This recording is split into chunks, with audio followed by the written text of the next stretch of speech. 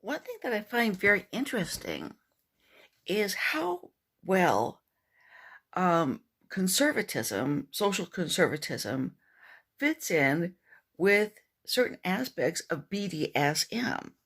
Okay, the two things oddly are almost made for each other, and it's was not that surprising. Therefore, for example, that Christian domestic discipline, which combines wife spanking and the complementarian view of old fashioned gender roles, would emerge. It was not a shock, it was inevitable.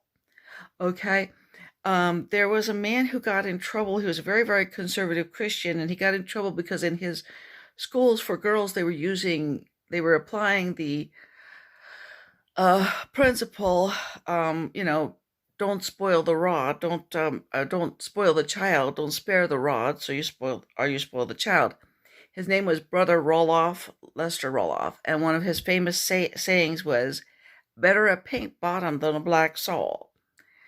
When I write another spanking novel, I may very well title it "Better a Pink Bottom Than a Black Soul."